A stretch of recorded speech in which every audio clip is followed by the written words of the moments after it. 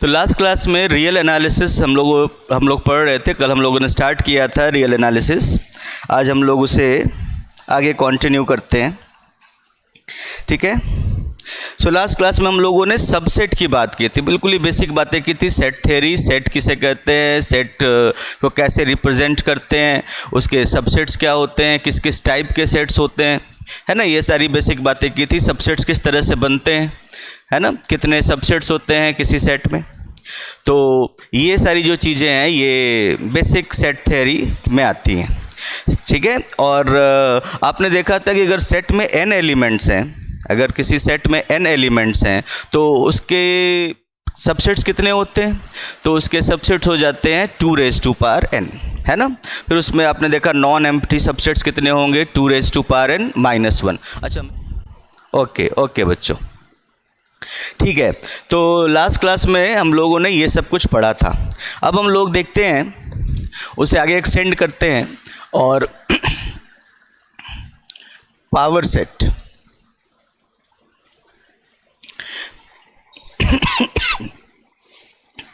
Power set क्या होता है? The set of all subsets of a given set, the set of all subsets of a given set is called the power set of the set. It's called the power set of the set. ठीक है। Power set of S is denoted by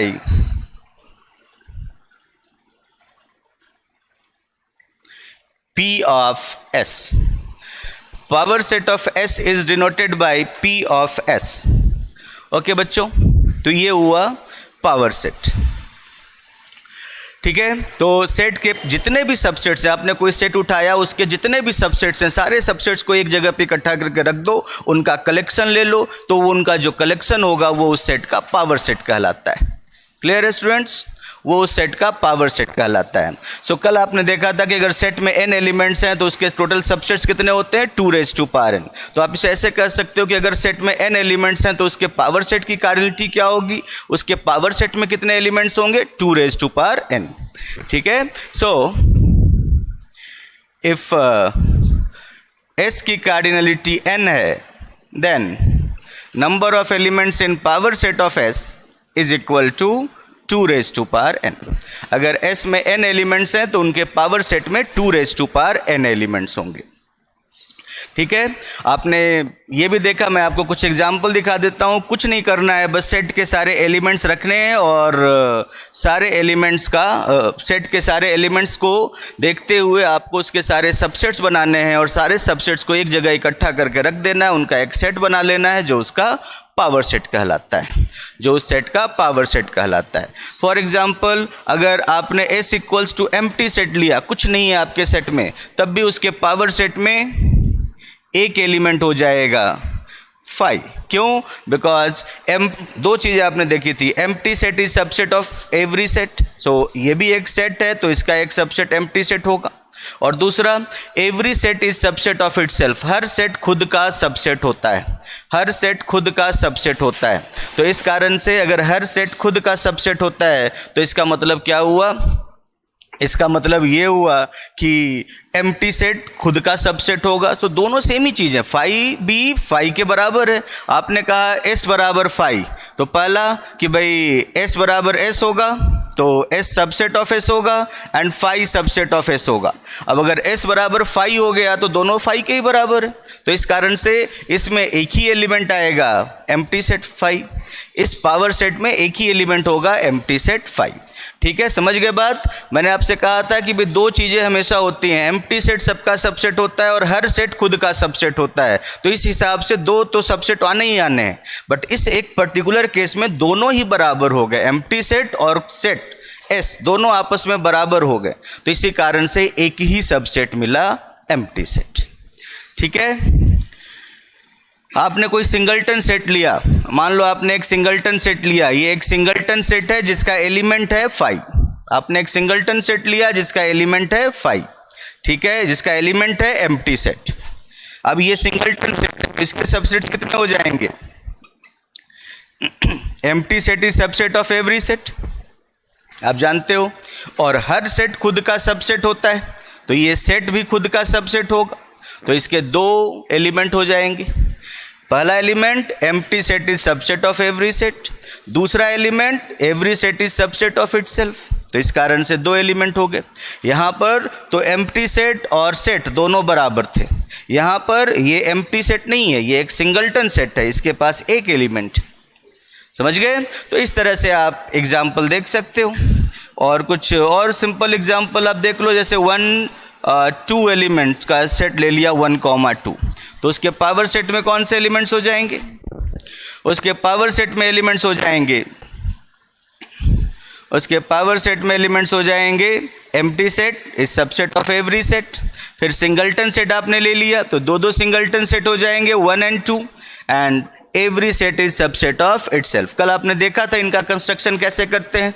NC0 0 element चुन लिया मतलब empty set, NC1 एक element चुन लिया, एक element वाले जितने सबसेट बन सकते हैं, जितने सिंगलटन सबसेट बन सकते हैं। उसके बाद दो एलिमेंट वाले एलिमेंट चुन लिए, और ज़्यादा हो तो फिर NC2 NC3 NC4 करते करते NCn तक जाओगे, सबको ऐड करोगे 2n आ जाएगा। तो इस कारण से इतने सबसेट होते हैं। समझ गए बच्चों? लिख लिया?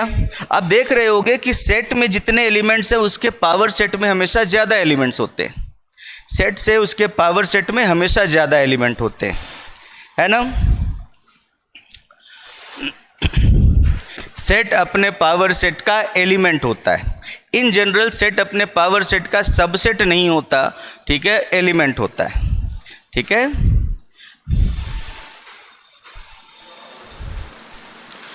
ओके बच्चों, लिख लिया? डन।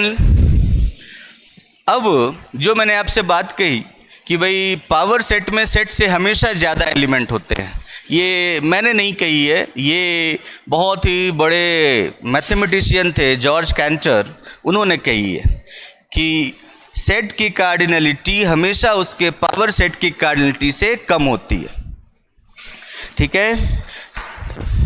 तो कैंटर ने एक स्टेटमेंट दिया था जिसे हम लोग कैंटर थ्योरम कहते हैं।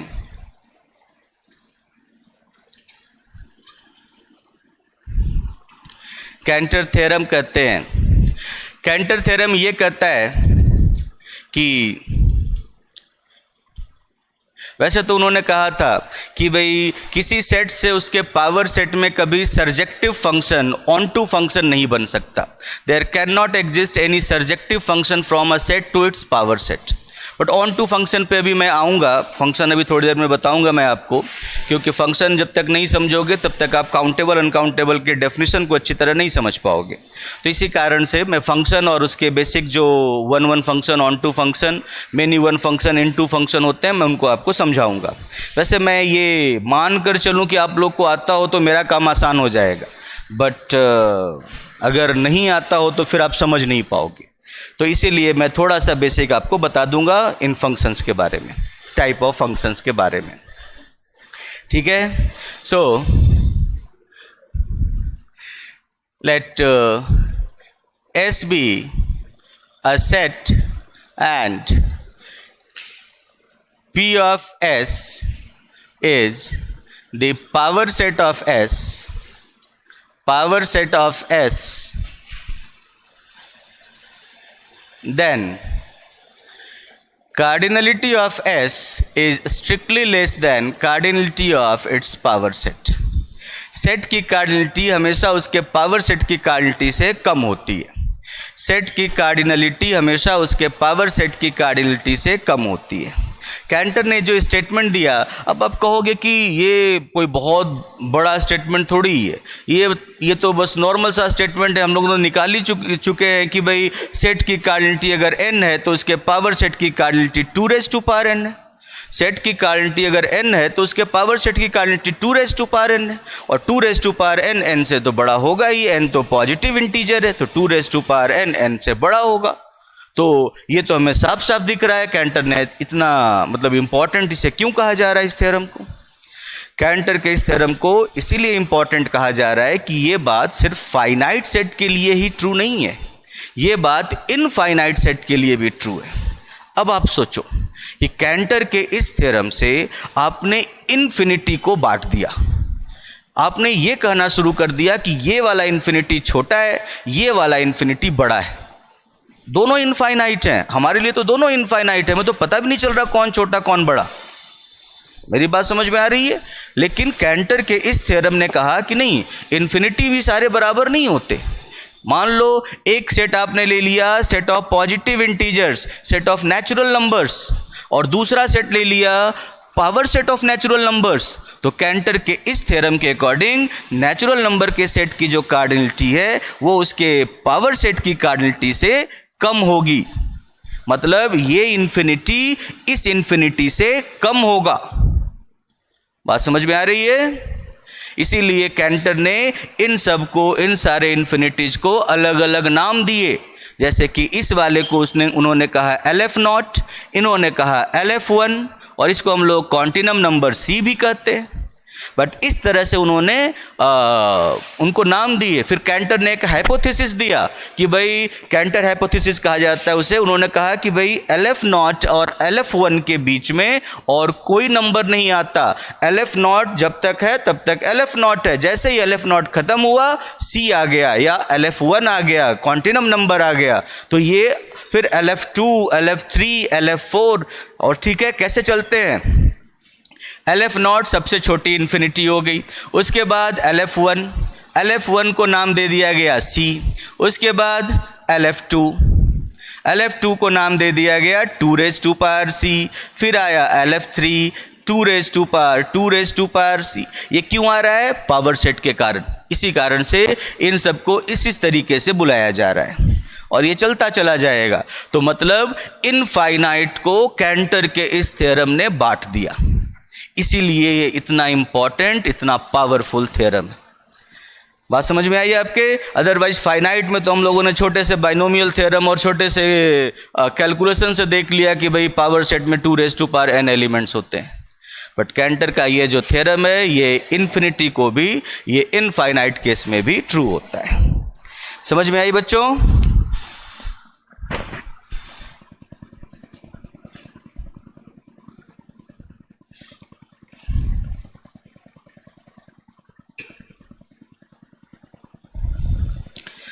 एक बच्चे ने कहा इक्वलिटी होल्ड्स टू। नो, कभी इक्वलिटी होल्ड नहीं करता। सेट और उसके पावर सेट में कभी सेम नंबर ऑफ एलिमेंट्स नहीं हो सकते। अगर सेट और पावर सेट में, अगर किसी भी सेट और उसके पावर सेट में same element, same number of elements हो गए, दोनों की कार्डिनलिटी सेम हो गई, तो दोनों सिमिलर सेट कहलाएंगे। और अगर दोनों सिमिलर सेट हैं तो उनके बीच में एक बाइजेक्टिव मैप, एक बाइजेक्टिव फंक्शन एग्जिस्ट करेगा। जबकि कैंटर के इस थ्योरम के अकॉर्डिंग सेट से उसके पावर सेट में कभी ऑन टू फंक्शन एग्जिस्ट नहीं कर सकता, कभी सर्जेक्टिव फंक्शन एग्जिस्ट नहीं कर सकता। इसका मतलब इक्वलिटी होल्ड नहीं करनी चाहिए। समझ गए? समझ गए बच्चे? और किसी ने कुछ पूछा? नेट? अच्छा, चलो, तो ये कैंटर थ्योरम है, मिटा देता हूं इसे। आपके लिए तो थ्योरम इंपॉर्टेंट है, मतलब स्टेटमेंट इंपॉर्टेंट है, प्रूफ इतना इंपॉर्टेंट नहीं है। बट इसका प्रूफ बहुत ही लेजेंडरी प्रूफ है, हिस्टोरिकल प्रूफ है। तो मैं आपको इसका प्रूफ बता देता हूं कि किस तरीके से कैंटर ने ये बात कही थी। ठीक है, सबसे पहले तो इस स्टेटमेंट का दूसरा नाम ये भी है कि देखो, अगर आप ये कहते हो कि एक सेट A की कार्डिनलिटी B की कार्डिनलिटी से कम है, अगर आप ये कहते हो कि किसी एक सेट A की कार्डिनलिटी किसी दूसरे सेट B की कार्डिनलिटी से कम है, जब भी आप इस तरह की बात करते हो तो आप इसको थोड़े से मैथमेटिकल फॉर्म में आप ये दिखा सकते हो कि A की कार्डिनलिटी B की कार्डिनलिटी से कम है इफ एंड ओनली इफ अगर आप A से B में एक मैप बनाते हो, A से B में एक मैप बनाते हो, ठीक है, 1 2 3 4 5 1 2 3 4 5 6 7, ठीक है। ए की क्वांटिटी मैंने 5 रखी, बी की क्वांटिटी मैंने 7 रखी। अब आप यहाँ से वहाँ पे मैप बनाते हो, तो फंक्शन बनाते हो, तो फंक्शन के डेफिनेशन के अकॉर्डिंग डोमेन के, ये सब पता है ना, फंक्शन का डेफिनेशन तो पता होगा आप लोगों को, वैसे मैं बताऊंगा आपको, लेकिन फिर भी मैं ये फंक्शन का definition, one function, onto function जानते होगे आप लोग, है ना? हाँ या ना? तो मान के चलो ना आप लोग जानते होगे। Okay, so mod of A is less than mod of B. If and only if A से बी पे अगर आप फंक्शन बनाते हो और यहाँ पे जितने भी डोमेन के एलिमेंट्स हैं सबके लिए यूनिक इमेज होगा।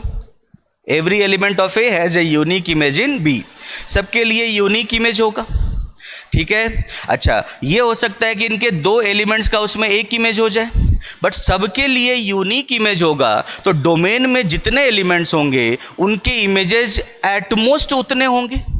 अगर मान लो आपने कहा कि भाई एटमोस्ट का मतलब ये 1 2 3 4 5 है, तो इनके इमेजेस इसमें एटमोस्ट 5 डिस्टिंक्ट एलिमेंट्स होंगे। 5 डिस्टिंक्ट भी कब होंगे? जब इनके डिस्टिंक्ट एलिमेंट्स के इमेजेस उधर डिस्टिंक्ट हों। नई बात समझ में आई?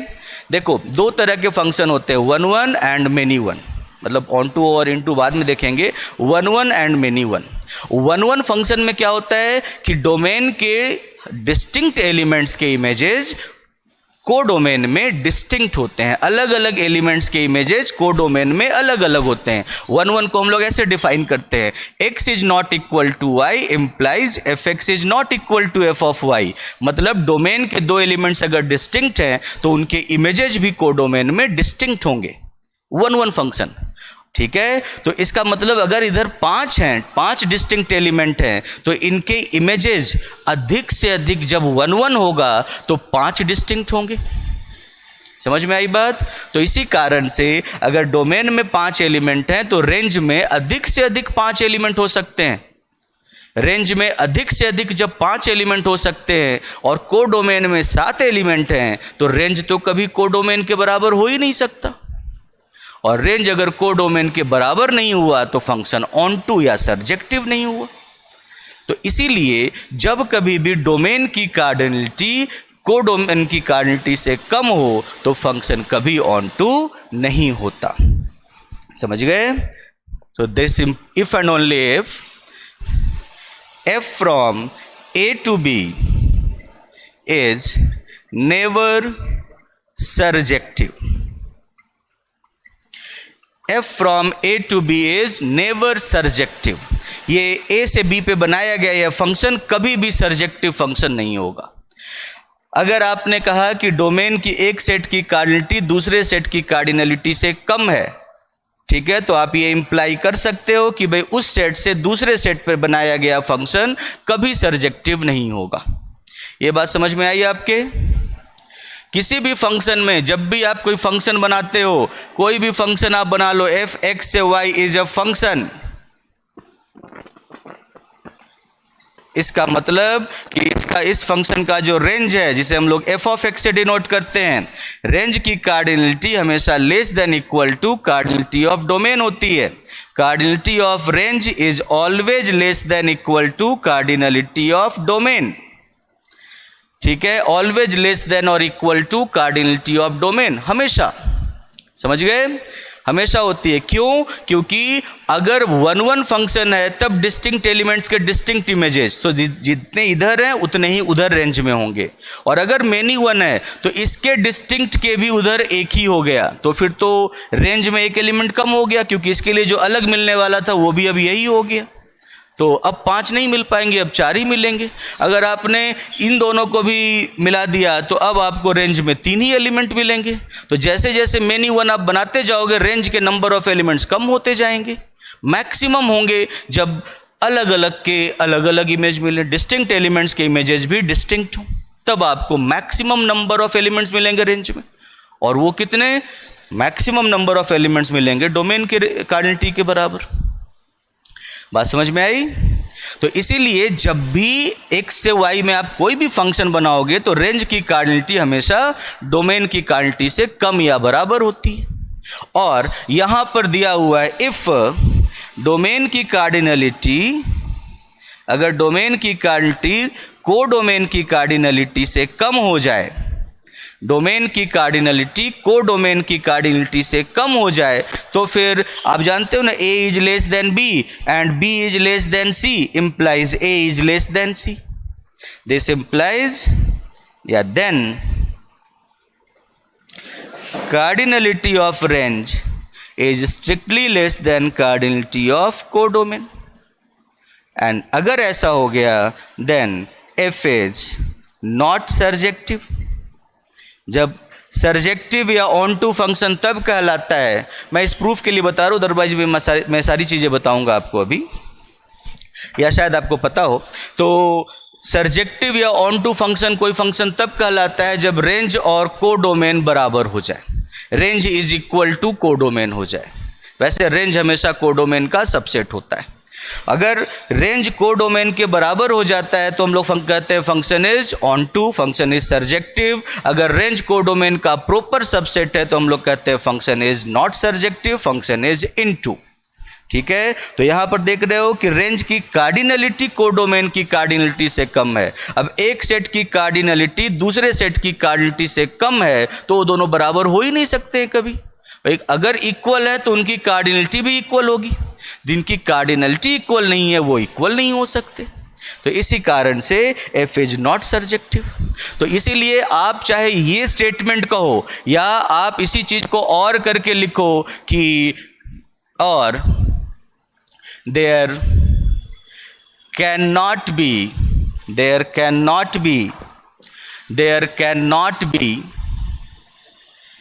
any surjective function from a set S to its power set, a set S to its power set P of S. किसी सेट S से उसके पावर सेट पर कभी भी सर्जेक्टिव फंक्शन नहीं बन सकता। आप कुछ भी कर लो, आप कभी भी सर्जेक्टिव फंक्शन नहीं बना सकते। दोनों स्टेटमेंट्स इक्विवेलेंट है। मैंने आपको समझाया कि क्यों दोनों स्टेटमेंट्स इक्विवेलेंट है। ठीक है, अगर डोमेन की कार्डिनलिटी कोडोमेन की कार्डिनलिटी से कम हो जाए तो आप एक सिंगल ऑन टू फंक्शन नहीं बना पाओगे डोमेन से कोडोमेन पर। समझ गए बच्चों? तो अपने नोटबुक में ये वाली चीज़ जो है यहाँ से जो लिखवाया है मैंने, इस वाली चीज़ को एक बॉक्स बनाकर ऐसे लिख लो ताकि ये पता चले कि भाई ये समझाने के लिए है इस चीज़ को कि ये दोनों इक्विवेलेंट क्यों हैं। ठीक है, इसको लिख लो ताकि आप समझ भी जाओ और बाकी आप रिकॉल भी कर पाओ।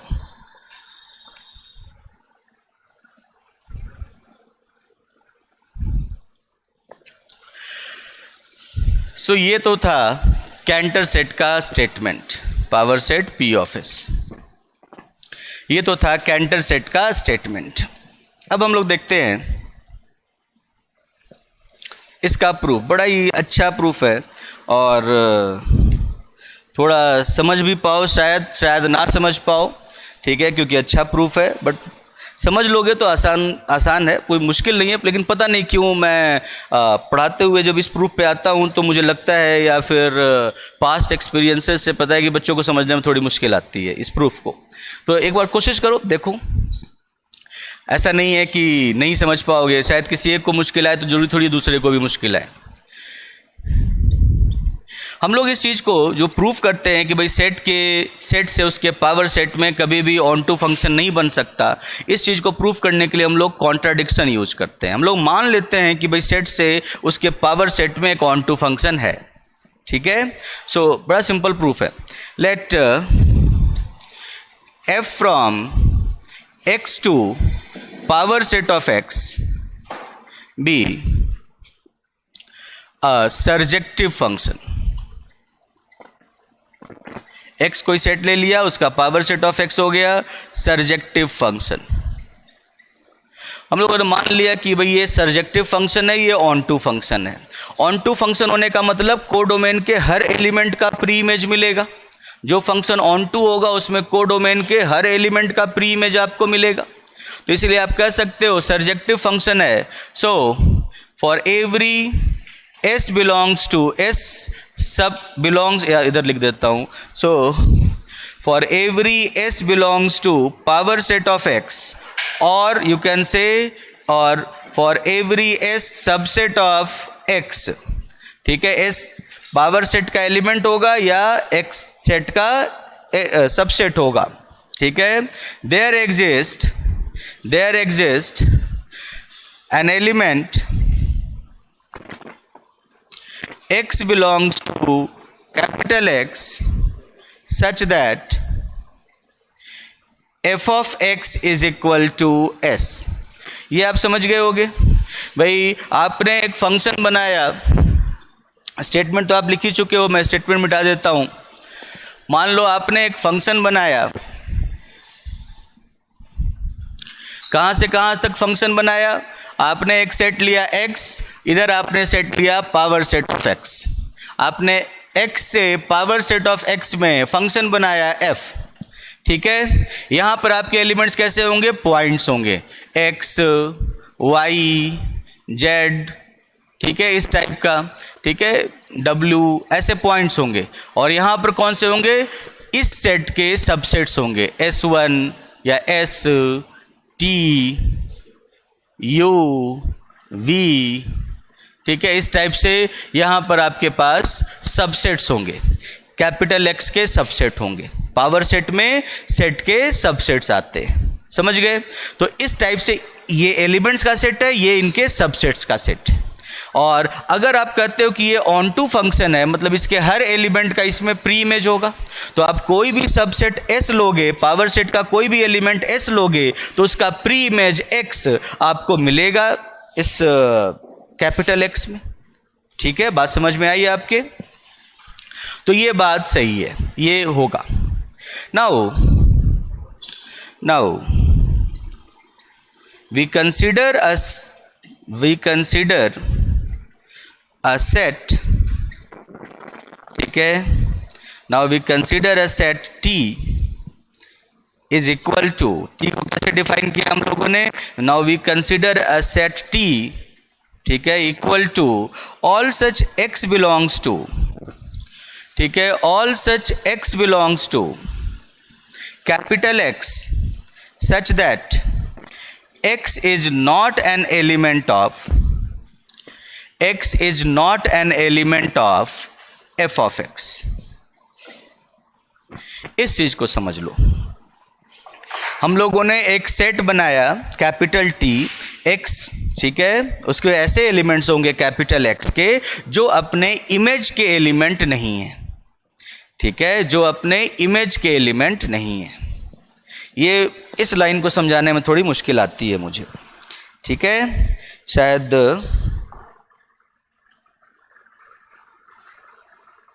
इस लाइन को समझाने में, बट फिर भी आप देखो, आपको नहीं आएगी समझने में मुश्किल, मुझे लगता है आप लोग समझदार हो। मैं आपको एक एग्जाम्पल से समझाता हूँ, समझो कि ये क्या कहना चाह रहा है स्टेटमेंट।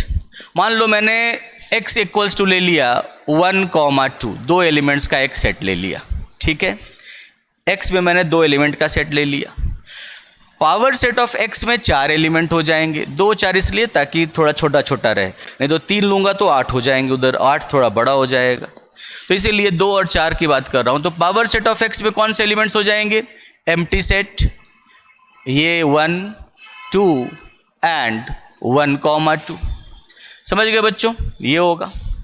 अब मान लो आपने x से, मतलब x में दो एलिमेंट्स हैं 1 2, और उसके पावर सेट ऑफ x में एलिमेंट आपने एक मैपिंग बना दिया, पावर सेट में कौन कौन से हैं 1 2 1 2, ऐसे हो गया उसका power set.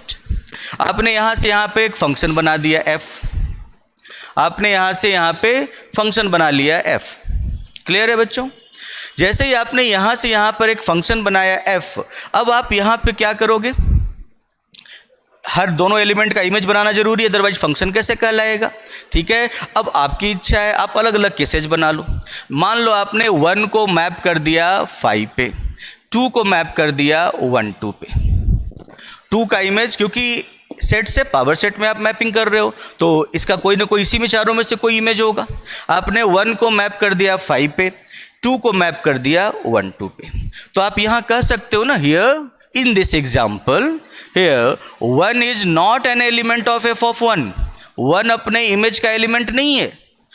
2 is an element of F of 2, 2 अपने इमेज का एलिमेंट है, क्योंकि जो उसका इमेज है वो सेट है, तो एलिमेंट अपने सेट किसी सेट का एलिमेंट हो सकता है। तो पॉइंट समझ में आया आपके? आप ऐसे भी बना सकते हो, मान लो ये एक एग्जाम्पल हो गया, आपने इसे ऐसे कर दिया कि भाई 2 को मैप कर दिया 1 पे और 1 को मैप कर दिया 2 पे।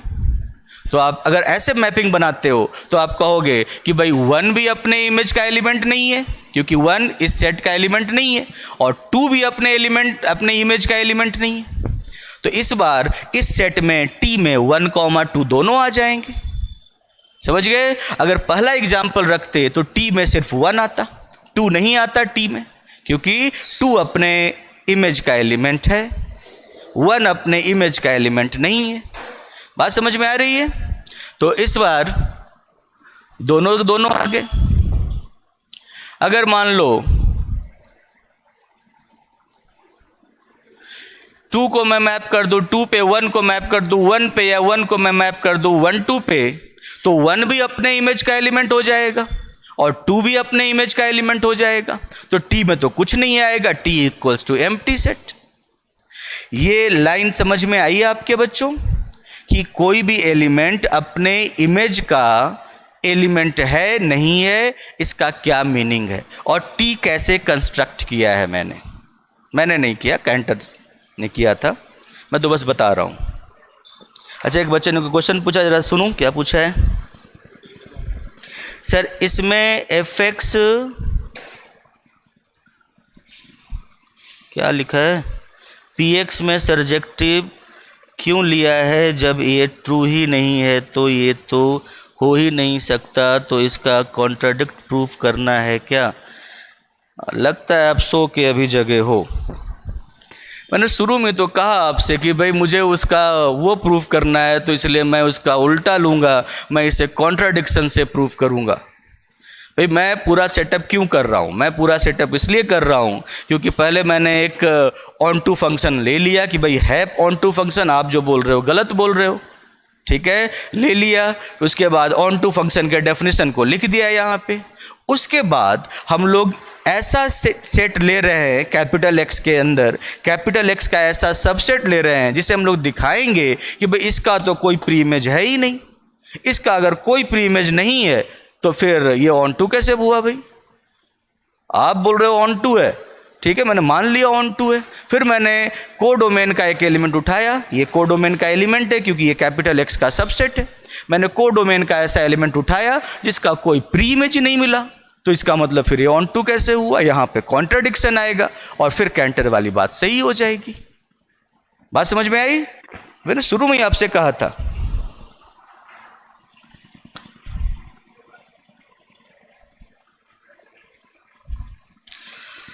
हाँ, समझा देता हूं।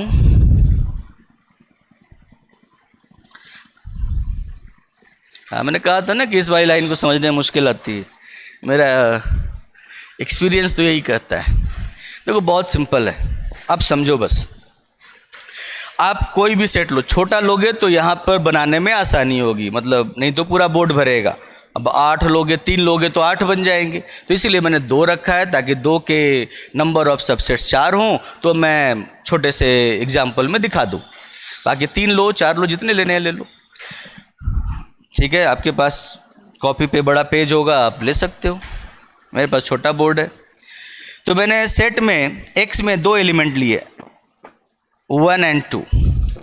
यहाँ तक बात समझ में आई? इसके पावर सेट क्या होते हैं ये भी आप जानते हो, 5 1 2 1 2, ये इसका पावर सेट है, पावर सेट के एलिमेंट्स हैं। तो X से पावर सेट ऑफ X में आपने मैपिंग बनाया F, मैपिंग बनाया F। अब ये 2 एलिमेंट हैं, ये 2 एलिमेंट हैं, तो इनके इमेजेस कुछ डालोगे ना मैपिंग फंक्शन में। फंक्शन में इन दोनों एलिमेंट्स की इमेजेस कुछ डालोगे ना, है ना? ठीक है। जिन बच्चों को समझ में नहीं आ रहा है कि कैसे क्या हो रहा है, तो आप बताओ कि मैं 1 का इमेज क्या रखूं। आप बस बता दो, पहला रखो, दूसरा रखो, तीसरा रखो, चौथा रखो, बस ये बता दो कौन सा रखूं मैं 1 का इमेज। क्या बताया बच्चों ने? देखो उधर 1 का इमेज क्या रखूं मैं?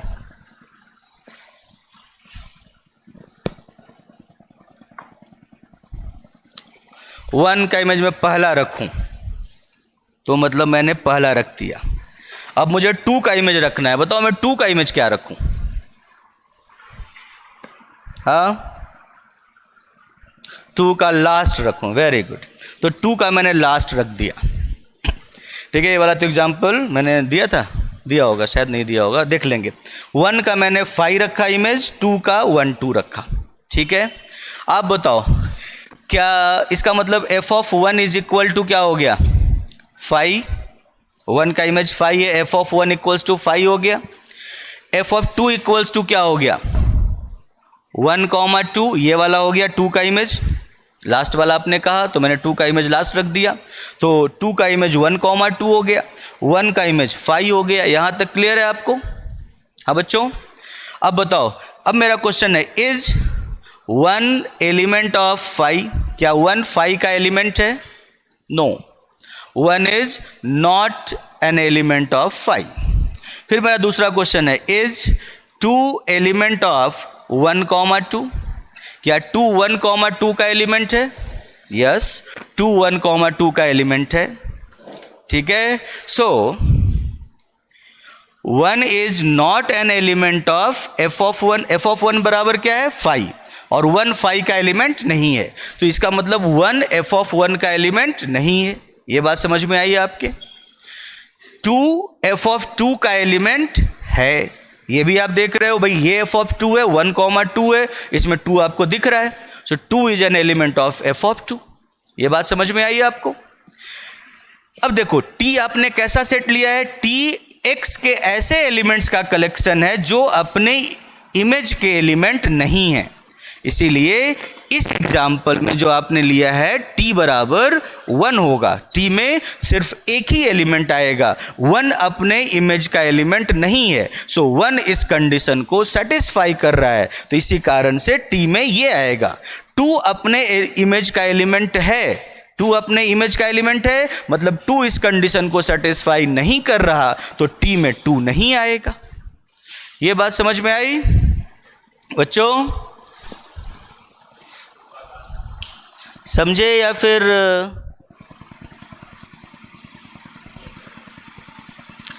Okay, very good, very good, very good. तो ये स्टेटमेंट t कैसे बनाया ये आप समझ गए। ठीक है, ऐसे मैंने 2-4 और अलग अलग कॉम्बिनेशन बनाकर दिखा दिए कि किसी में t ऐसे होगा, मैपिंग ऐसे करोगे तो t ऐसे होगा, इस टाइप से। समझ गए? ओके, तो मैं मिटा देता हूँ, तो ऊपर मैंने लिख ही दिया था आपको, वैसे भी समझाने के लिए है, और कुछ है नहीं।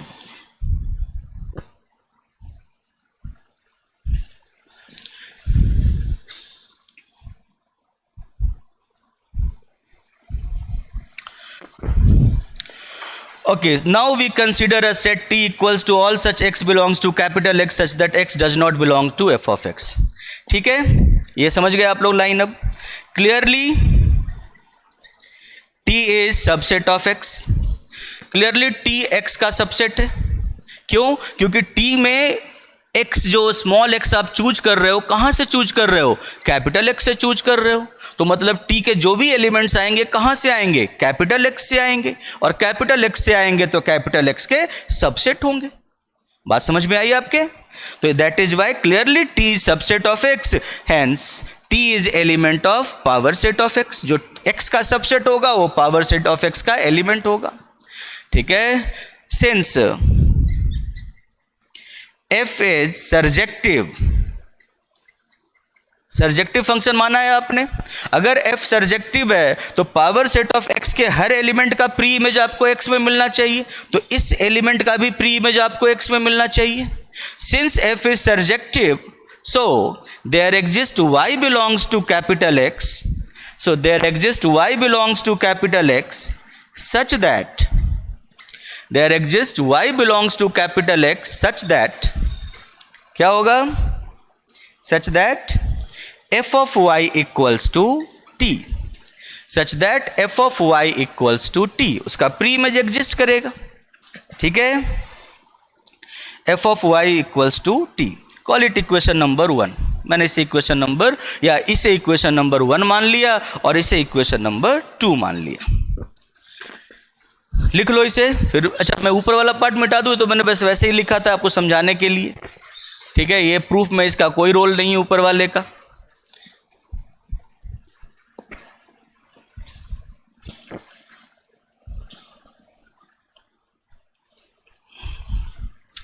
ओके बच्चों, अब देखो such that f of y equals to t हो गया। अब मान लो t सबसेट है, ठीक है, t सबसेट है, now t is subset of x, so we can express x is equal to t union x minus T. ये minus वाला ऑपरेशन है, सब तो पता ही होगा आपको, नहीं तो मैं अभी बता दूंगा आपको, ठीक है। मतलब ये मान लो कैपिटल X है, ये मान लो सेट है कैपिटल X, इसका एक सबसेट है T, तो एक सबसेट T हो गया, तो ये बाहर वाला पार्ट क्या हो गया, ये T हो गया, तो ये बाहर वाला पार्ट क्या हो गया, ये बाहर वाला पार्ट x माइनस टी कहलाता होगा, है ना। तो x को आप दो पार्ट में ब्रेक कर सकते हो, t या फिर x minus T, where t intersection x minus T equals to 5। So कोई भी एलिमेंट, x का कोई भी एलिमेंट या तो t में होगा या x माइनस टी में होगा, और कहाँ जाएगा, इन दोनों को मिलाकर तो x बन गया, और दोनों के में कॉमन कुछ भी नहीं है, इंटरसेक्शन में कुछ भी नहीं है, ठीक है, तभी तो x माइनस टी है, x में से t को निकाल दिया, ठीक है। a माइनस बी को कैसे डिफाइन करते हैं, all such elements of a which are not an element of b, तो इसका मतलब x के ऐसे एलिमेंट जो t में ना हो, तो इसी कारण से x को हम लोगों ने दो पार्ट में ब्रेक कर दिए, या तो t में हो या फिर t में ना हो, समझ गए। अब y किसका एलिमेंट है, x का, तो y या तो t में होगा या t में नहीं होगा। Now since y is an element of x, so either y is an element of t or y is an element of x minus t। इधर और का मतलब होता है या तो इसमें होगा या फिर उसमें होगा, दोनों में नहीं हो सकता एक साथ, दोनों का इंटरसेक्शन तो 5 है, वैसे ही नहीं हो सकता, समझ गए। इधर और का ये मतलब होता है।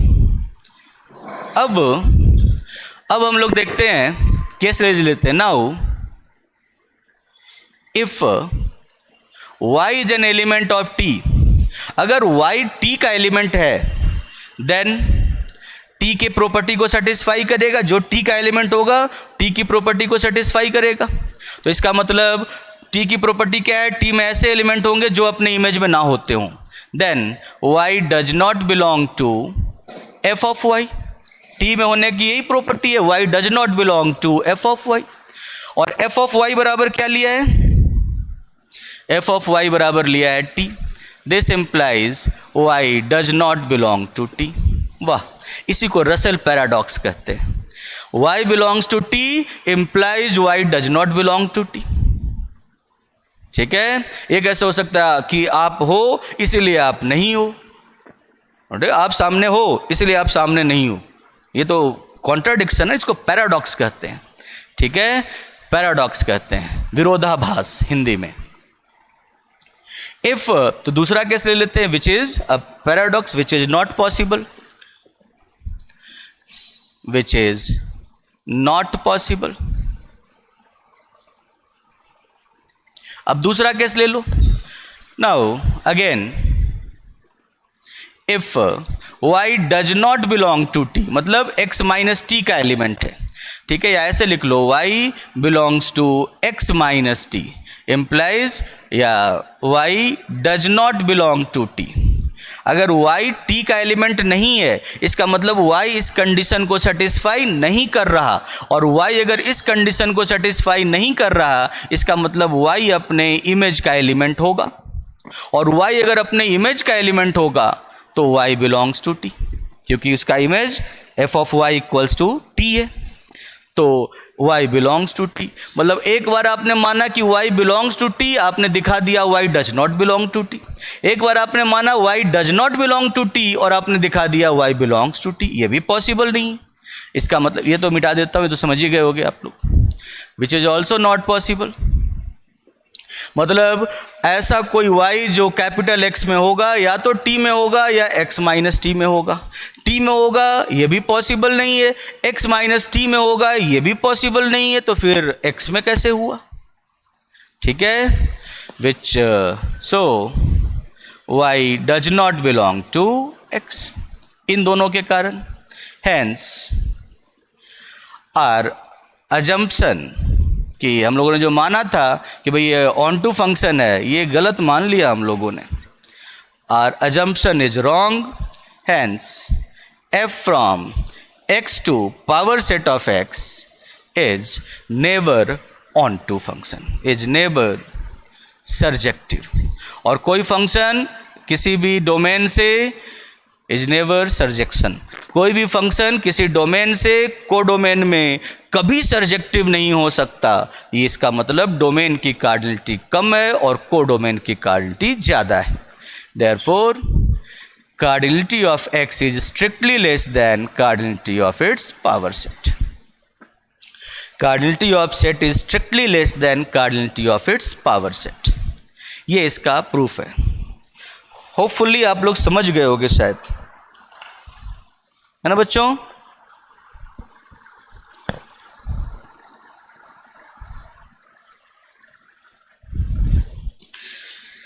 समझ में आया कुछ, या ऐसे ही मैं बस बोल रहा था? समझ गए वाला? यस सर है, ठीक है, लिख लो इसे आप लोग।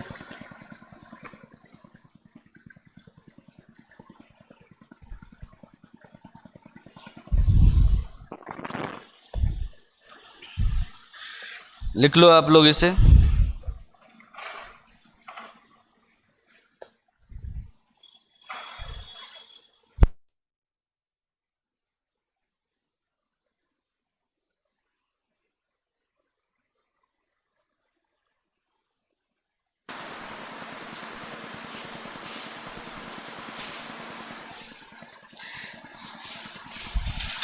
प्लीज सर एक बार रिपीट कर दो। सर ऊपर वाला दोबारा बता दो। ओके, सो रिपीट कर दूं ऊपर वाला। यहां तक तो आप लोग समझ गए थे कि भाई अगर T सबसेट है X का, ठीक है, एलिमेंट है पावर सेट ऑफ X का, तो फंक्शन सर्जेक्टिव होगा। ठीक है, फंक्शन सर्जेक्टिव होगा। सर्जेक्टिव तो दिया हुआ है, होगा क्या?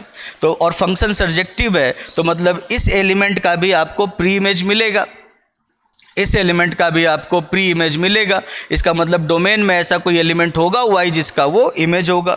इतना तो आप समझ चुके थे। अब ऊपर में मैंने समझाया आपको कि भाई T X का सबसेट है, T X का सबसेट है तो X को आप दो पार्ट में बांट सकते हो। X के ऐसे एलिमेंट जो T में हैं और X के ऐसे एलिमेंट जो T में नहीं है। समझ में आई बात? भाई T आपने एक सबसेट बना लिया। जैसे मान लो आप किसी कॉलेज में गए, ठीक है, कॉलेज में गए और कॉलेज में जाकर पूरे कॉलेज को आप दो पार्ट में बांट सकते हो कि कॉलेज के ऐसे स्टूडेंट जो अभी क्लास में हैं और कॉलेज के ऐसे स्टूडेंट जो अभी क्लास में नहीं हैं। ठीक है, तो इस तरह से आप उन्हें दो पार्ट में बांट सकते हो। वैसे ही कैपिटल X कॉलेज है, T क्लास है, तो कॉलेज के ऐसे स्टूडेंट्स जो क्लास में हैं वो T में आ जाएंगे, ठीक है, और जो क्लास में नहीं है वो X माइनस T में आ जाएंगे। तो इस तरीके से हम लोगों ने X को दो पार्ट में डिवाइड कर दिया, T union X minus T, और इस तरह से डिवाइड किया कि इनका इंटरसेक्शन फाई है, क्योंकि X माइनस T और T दोनों डिसजॉइंट हैं।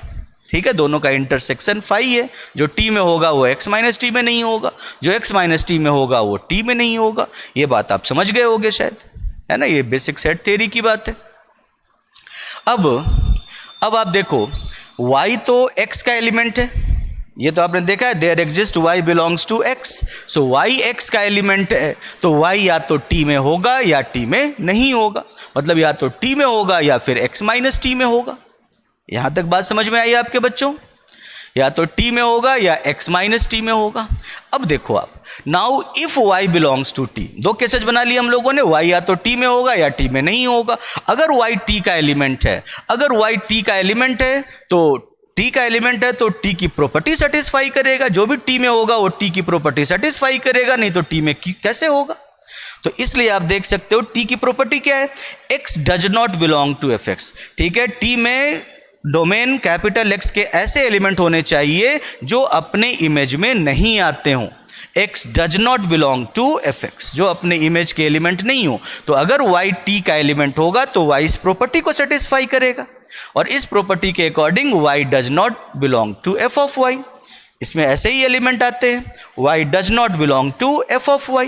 अच्छा, यहां तक बात समझ में आई आपके? हाँ, y does not belong to f of y, ये समझे? y बिलोंग्स टू t, तो y सेटिस्फाई करेगा t की प्रॉपर्टी को, जो कहता है कि y does not belong to f of y। Okay, अब यहां तक आप समझ गए, तो अब इसके बाद आप देखो कि what is f of y। यहां पे आपने लिखा है सेकंड वाले इक्वेशन में f of y equals to t, तो y does not belong to f of y का मतलब हुआ y does not belong to t, क्योंकि f of y equals to t। समझ में आई बात? अब आप किस लाइन पे पहुंच गए? चले थे y बिलोंग्स टू t पर से और पहुंच गए y does not belong to t पे। समझ में आई बात? तो ये पॉसिबल ही नहीं है कि जिसको आपने माना है उसके उल्टे पे पहुंच गए, उसके नेगेशन पे पहुंच गए, तो इसीलिए विच इज नॉट पॉसिबल। चलो ठीक है, मान लो कि भाई y t का एलिमेंट लिया तो पॉसिबल नहीं हो पाया, तो दूसरा केस ले लेते हैं, y belongs to x minus T, that means y does not belong to t। x minus T का मतलब x के ऐसे एलिमेंट जो t में ना हो, तो इसका मतलब y does not belong to t। y अगर t का एलिमेंट नहीं है तो इसका मतलब क्या है कि वो t की प्रॉपर्टी को सेटिस्फाई नहीं करेगा। सेट तो वेल डिफाइंड होता है, जो वेल डिफाइंड का कॉन्सेप्ट ही है ये कि आप एग्जैक्टली बता सको कौन उसका एलिमेंट है, कौन उसका एलिमेंट नहीं है। तो जो भी इस प्रॉपर्टी को सेटिस्फाई करेगा वो सब t के एलिमेंट होंगे, जो भी इस प्रॉपर्टी को सेटिस्फाई नहीं करेगा वो कोई भी t का एलिमेंट नहीं होगा। तो अगर y does not belong to t, मतलब y इस प्रॉपर्टी को सेटिस्फाई नहीं करेगा, तो इस प्रॉपर्टी का नेगेशन क्या हुआ, x belongs to f of x। तो इस हिसाब से y f ऑफ y का एलिमेंट होना चाहिए, और f ऑफ y क्या है, सेकंड इक्वेशन से t, इसका मतलब y t का एलिमेंट होना चाहिए। मतलब जब आप चले थे y बिलोंग्स टू t तो आप पहुंच गए y does not belong to t पे, और जब आप चले थे y does not belong to t से तो आप पहुंच गए y बिलोंग्स टू t पे। दोनों केसेज में आपको कॉन्ट्राडिक्शन मिला। अब y इन्हीं दोनों में से कहीं हो सकता है और दोनों में प्रॉब्लम हो गई, तो मतलब y x का एलिमेंट ही नहीं हुआ। इसका मतलब ये जो हम लोगों ने कहा था कि there exist y belongs to x such that this, ये गलत कहा, y तो x का एलिमेंट ही नहीं मिला इस टाइप से। इसीलिए हम लोग कह रहे हैं कि भाई इस सेट का, इस मतलब पावर सेट ऑफ x के इस एलिमेंट का आपको कोई प्री इमेज नहीं मिला। जिस y को आपने सोचा था कि x का एलिमेंट है वो तो x का एलिमेंट रहा ही नहीं, इसका कोई प्री इमेज नहीं है, और इसका कोई प्री इमेज नहीं मिला। एक सिंगल एलिमेंट का भी, कोडोमेन के एक सिंगल एलिमेंट का भी अगर प्री इमेज ना मिले तो फिर फंक्शन ऑन टू नहीं कहलाएगा। तो इसी कारण से hence our assumption is wrong, hence f from x to power set of x is never surjective, और जो कभी सर्जेक्टिव नहीं होगा, ठीक है, डोमेन से को डोमेन पर बनने वाला कोई भी फंक्शन अगर सर्जेक्टिव नहीं हो सकता तो इसका मतलब डोमेन की कार्डिनलिटी कम और को डोमेन की कार्डिनलिटी ज्यादा है। यही प्रूफ करना था। समझ में आई बात?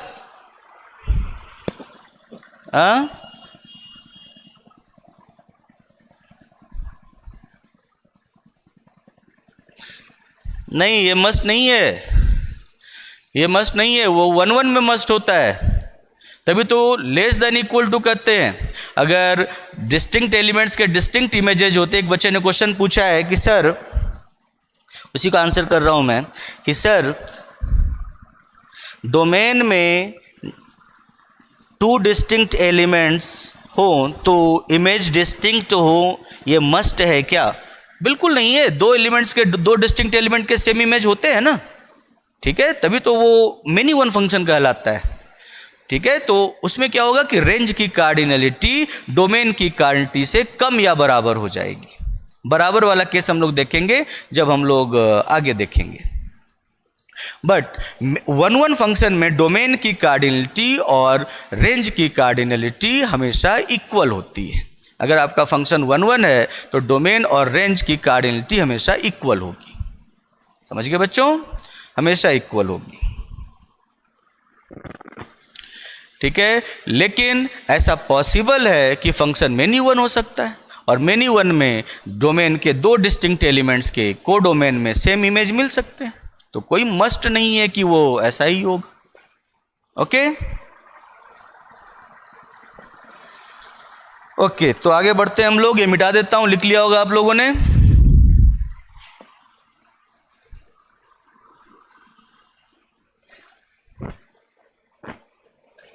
तो ये कैंटर का वो लेजेंडरी प्रूफ, हिस्टोरिकल प्रूफ है, जो इन्फिनिटी को या इनफाइनाइट को ग्रेडिंग करता है, इनफाइनाइट का, कि ये इन्फिनिटी छोटा है और वो इन्फिनिटी बड़ा है। तो ये बात हुई पावर सेट ऑफ एक्स की, ये बात हुई पावर सेट ऑफ एक्स की।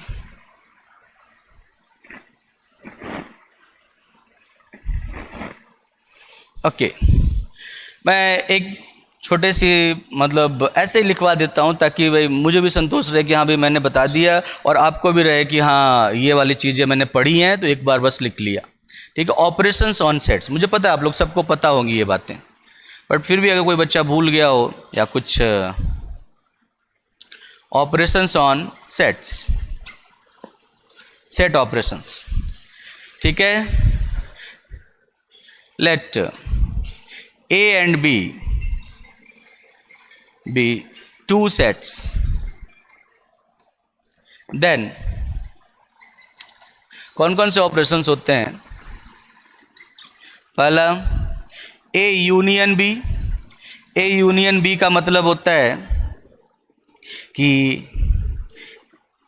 ऐसे X such that X belongs to A और X belongs to B।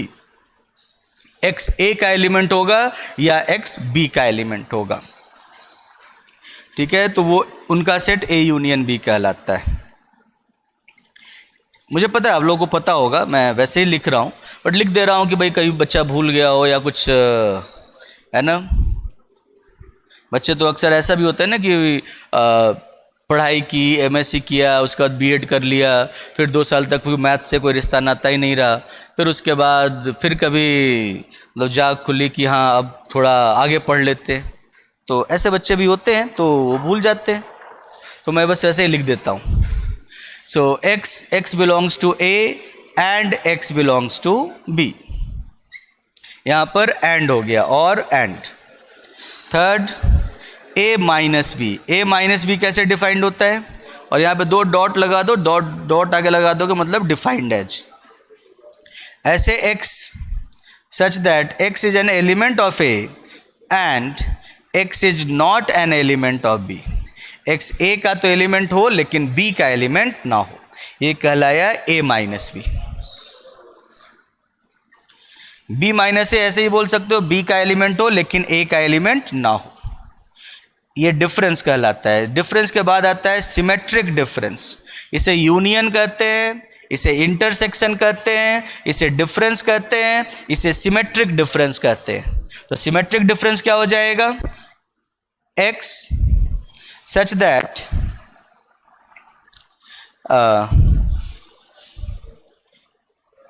इसको ऐसे लिख दो, ऐसे डिफाइन करने से बेटर है कि इसको आप इस डेफिनेशन में लिख दो, A minus B union B minus A, ठीक है। इसका मतलब x such that x belongs to A and x does not belong to B, और x belongs to B and x does not belong to A। A minus B का element हो या फिर B minus A का element हो, तो हम लोग कहते हैं वो element A symmetric difference B का एलिमेंट होता है। कभी हम लोग किसी सेट का ऐसे कॉम्प्लीमेंट भी करते हैं, ऊपर सी लिख देते हैं। तो कॉम्प्लीमेंट का मतलब होता है कि ऐसे x belongs to universal set omega, universal set होता है। यूनिवर्सल सेट का मतलब कि कंसीडर जितने भी एलिमेंट्स को या जितने भी एलिमेंट्स के सेट को हम लोग कंसीडर कर रहे हैं वो यूनिवर्सल सेट कहलाता है। ठीक है, कंसीडरेशन में आने वाला सबसे बड़ा सेट यूनिवर्सल सेट कहलाता है। सो यूनिवर्सल सेट के ऐसे एलिमेंट्स जो x में ना हो, ठीक है, वो ए कॉम्प्लीमेंट के एलिमेंट्स होते हैं, इसको हम लोग कॉम्प्लीमेंट कहते हैं। और ए क्रॉस बी, तो इसके एलिमेंट्स हमेशा ऑर्डर्ड पेयर में होते हैं। ए कॉमा बी टाइप के होते हैं, where A belongs to A and B belongs to capital B and small B belongs to capital B. तो ये हो गया आपका A cross B. So A union B, A intersection B, A minus B, A symmetric difference B, A का complement A cross B.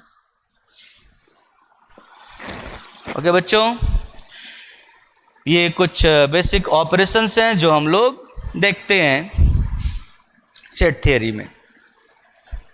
सब पता ही होगा आपको, ये सब पता होगा कि A cross B is not equal to B cross A, दोनों में ऑर्डर्ड पेयर होते हैं। और ऑर्डर्ड का मतलब कि भाई कौन पहले आ रहा है कौन बाद में आ रहा है, ये सब मैटर करता है। ओके, चलो एक बहुत ही सिंपल क्वेश्चन करो आप। Let A is equal to all such x belongs to R such that x square minus 3x plus 2 is less than 0, and B is equal to all such x belongs to R where x square minus x minus 6 is less than 0. Then find पहला A union B, दूसरा A intersection B, तीसरा A minus B, चौथा B minus A, पांचवा A symmetric difference B, छठा sixth A का complement, seventh B का complement, eighth A cross B and ninth B cross A. इन सबको बताओ आप लोग जल्दी से। हो गया बच्चों, हो गया, डन सर। अच्छा कर लिया सारे बच्चों ने। 8th and 9th I can't solve. Okay, very good, very good. बच्चे तो बड़े समझदार हैं।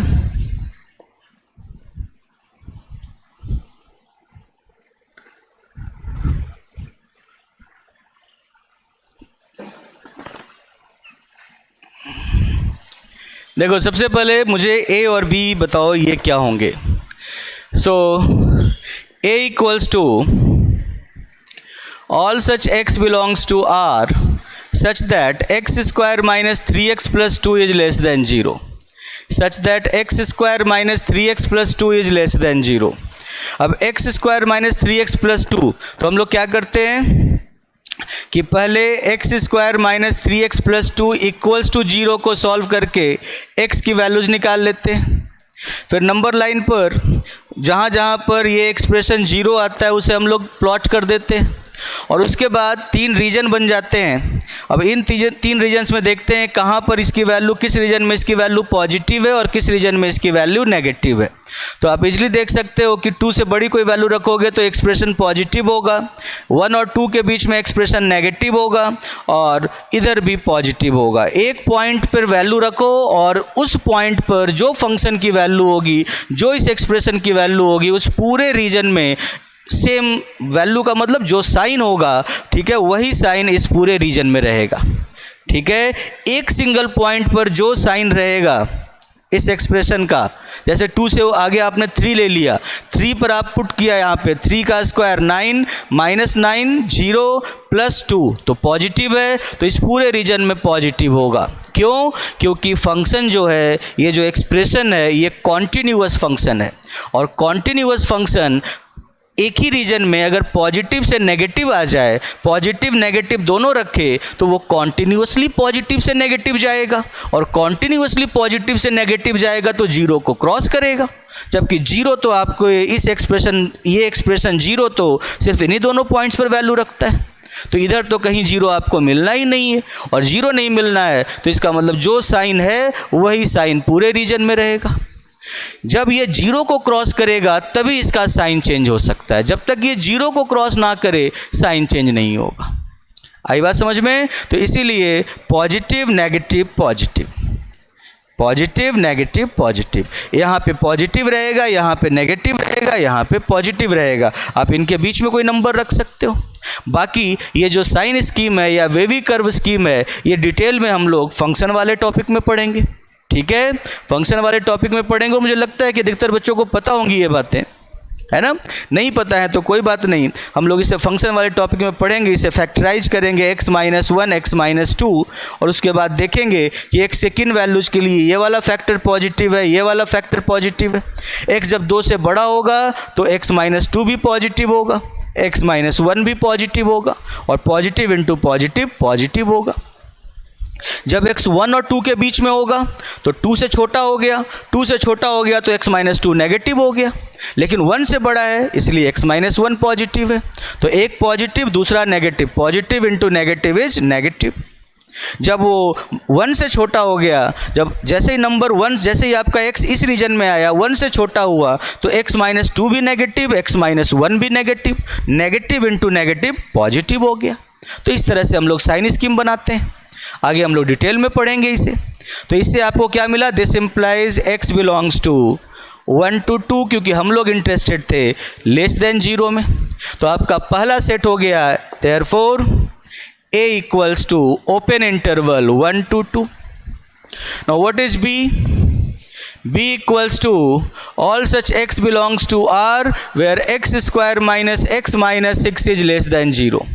ठीक है, फिर से हम लोग क्या करेंगे, यहाँ पे X square minus X minus 6 equals to 0 को सॉल्व करेंगे। X square minus X minus 6 equal to 0 को सॉल्व करेंगे तो हमें एक्स की कौन सी वैल्यूज मिलेंगी? Then we get X equals to 3 and minus 2, okay, 3 and minus 2, ऐसा ही मिलेगा 3 and minus 2, और 3 and minus 2 मिलेगा तो आप नंबर लाइन पर फिर से -2 छोटा होता है पहले, 3 बड़ा होता है बाद में, प्लॉट कर दोगे। और फिर वैसे ही आपके फैक्टर्स कौन से हो गए? x minus 3 into x plus 2। अगर x 3 से बड़ा होगा तो ये पॉजिटिव, ये पॉजिटिव। x अगर -2 और 3 के बीच में होगा तो 3 से छोटा हो गया, ये नेगेटिव, -2 से बड़ा है तो ये positive. So negative into positive is negative. और जब -2 से छोटा होगा तो दोनों नेगेटिव, तो नेगेटिव इंटू नेगेटिव पॉजिटिव हो गया। इस तरह से ये साइन स्कीम बन गया। अब देखो हमें लेस देन 0 चाहिए, हमें नेगेटिव ढूंढना है, तो देयरफॉर b इक्वल्स टू जहाँ पे नेगेटिव हो -2 से 3, -2 से 3। समझ में आई बात? -2 से 3। तो a इक्वल्स टू 1 to 2 हो गया, b इक्वल्स टू -2 से 3 हो गया। दो सेट हम लोगों ने बना लिए। अब हमें इनका यूनियन करना है। आप देख सकते हो कि ये जो 1 से 2, अगर आप ऐसे नहीं देख पाओ तो आप नंबर लाइन पे से प्लॉट करो। ये हो गया 1, ये हो गया 2, ये हो गया 3, और इधर कहीं होगा -2। तो जो b है वो ऐसा है, b है यहाँ से लेकर यहाँ तक, और a है यहाँ से लेकर यहाँ तक। तो ये तो अंदर आ गया b के, a तो b के अंदर आ गया, a b का सबसेट हो गया। अब आप बताओ a यूनियन b क्या होगा? दोनों का यूनियन क्या होगा? जो सुपर सेट होगा वही यूनियन बन जाएगा, -2 से 3। a इंटरसेक्शन b क्या होगा? दोनों में जो सबसेट होगा वो इंटरसेक्शन हो जाएगा, 1 to 2। ए के ऐसे एलिमेंट जो बी में ना हो, ए माइनस बी, ए के ऐसे एलिमेंट जो बी में ना हो, ए तो पूरी तरह से बी के अंदर है, तो ए का ऐसा कोई एलिमेंट नहीं होगा जो बी में नहीं होगा। 5 empty set. B minus A मतलब बी के ऐसे एलिमेंट जो ए में ना हो, तो बी के ऐसे एलिमेंट हैं जो ए में नहीं है, कौन से? तो -2 से लेकर 1 तक बी के एलिमेंट्स हैं जो ए में नहीं है। फिर यूनियन 2 से लेकर 3 तक जो एलिमेंट्स हैं बी के वो ए में नहीं है, तो ये बी माइनस ए हो गया। -2 से 1, क्योंकि ए में ओपन इंटरवल है तो ये 1 आ जाएगा बी माइनस ए में, ठीक है। उस तरह से 2 भी आ जाएगा बी माइनस ए में। ओके बच्चों, अच्छा ए सिमेट्रिक डिफरेंस भी, सिमेट्रिक डिफरेंस क्या होता है? A minus B union B minus A, A minus B union B minus A, और फाई का किसी के साथ यूनियन करोगे तो वही सेट मिलेगा। तो that is why this is nothing but B minus A. -2 से 1 यूनियन 2 से 3। उसके बाद ए का कॉम्प्लीमेंट देखो, ए का कॉम्प्लीमेंट क्या होगा? तो ए का कॉम्प्लीमेंट, आपने यूनिवर्सल सेट कौन सा लिया है? आर लिया है, हर जगह आप आर की बात कर रहे हो, तो यूनिवर्सल सेट अगर आपने आर लिया है तो ए का कॉम्प्लीमेंट क्या होगा? आपको हटाना है 1 से 2 वाला रीजन, ये वाला रीजन हटाना है, तो आप क्या बोलोगे? -∞ to 1 यूनियन 2 to ∞। ये हो गया ए का कॉम्प्लीमेंट। बी का कॉम्प्लीमेंट, पूरे आर से बी को निकालना है। बी क्या है आपका? -2 से 3, so -∞ to -2 union 3 to ∞। A cross B, A cross B का मतलब हुआ ऐसे A comma B such that A belongs to -2 से ए बिलोंग्स टू 1 to 2, इस इंटरवल से ए आएगा, and B belongs to -2 to 3, B belongs to -2 to 3। इसको आप सीधे सीधे open interval 1 to 2 cross open interval -2 से 3 भी लिख सकते हो, और बी क्रॉस ए भी ऐसे ही लिख लो, B comma A such that B belongs to -2 से 3 and A belongs to 1 to 2, A belongs to 1 to 2।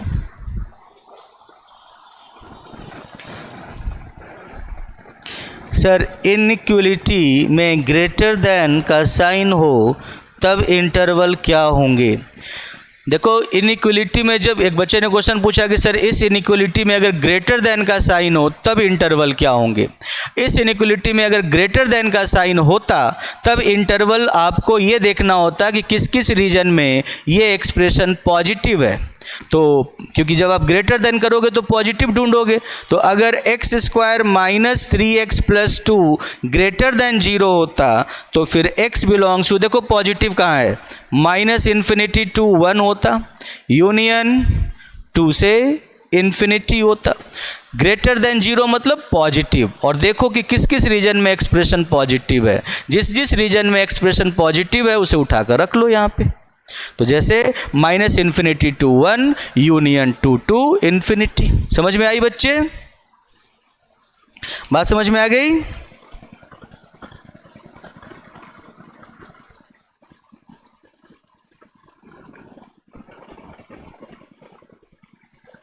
Okay, complement repeat कर दूं। ये देखो कॉम्प्लीमेंट में ये पूरा आर है, रियल नंबर लाइन, और उसमें से आपने ए बनाया। मेरे पास ना अगर डिफरेंट कलर वाले मार्कर होते तो शायद आप ज़्यादा ए भी बना पाते, देख पाते। खैर कोई नहीं, आप लोग मैथ के स्टूडेंट हो, हायर स्टडी कर रहे हो, तो इतना तो विजुअलाइज कर ही लोगे। ये जैसे 1 है, ये 2 है, ऐसा ही है।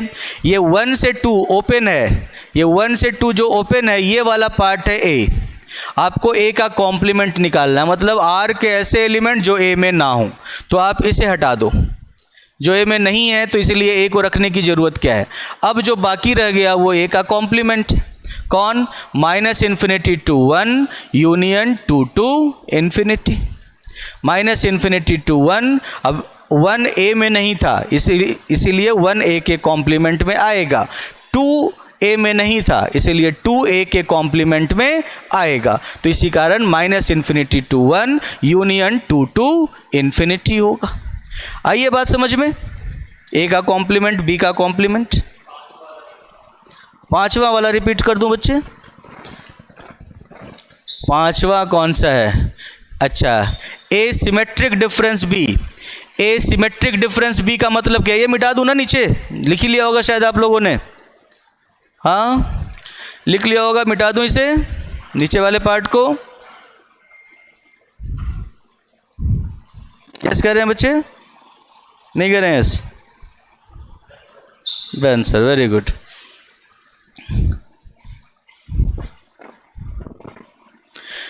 देखो, ए सिमेट्रिक डिफरेंस बी का मतलब होता है, डेफिनेशन होता है A minus B union B minus A. मतलब ए के ऐसे एलिमेंट जो बी में ना हो, या फिर बी के ऐसे एलिमेंट जो ए में ना हो। मतलब जो हो सिर्फ एक में हो, दोनों में ना हो। आप इसको ऐसे भी लिख सकते हो, this is same as A union B minus A intersection B. A union B minus A intersection B, आप इसे इस फॉर्म में भी लिख सकते हो। अब आप खुद देख लो, ए सिमेट्रिक डिफरेंस बी है, A union B minus A intersection B, या A minus B union B minus A. आप जो चाहो वो ले लो, या तो इसमें से इसको घटा दो या फिर इन दोनों का यूनियन कर दो। तो इन दोनों का यूनियन मुझे ज़्यादा आसान दिख रहा है, क्योंकि एक तो एम्प्टी है, और किसी भी सेट का एम्प्टी सेट के साथ यूनियन करोगे तो आपको वही सेट मिलेगा। A union phi is always equal to A. तो इसी कारण से इन दोनों का जब यूनियन करोगे ए माइनस बी और बी माइनस ए का, तो आपको सिर्फ मिलेगा बी माइनस ए, क्योंकि ए माइनस बी तो फाई है। इसीलिए जो बी माइनस ए मिला वही सिमेट्रिक डिफरेंस हो गया। समझ गए बच्चों?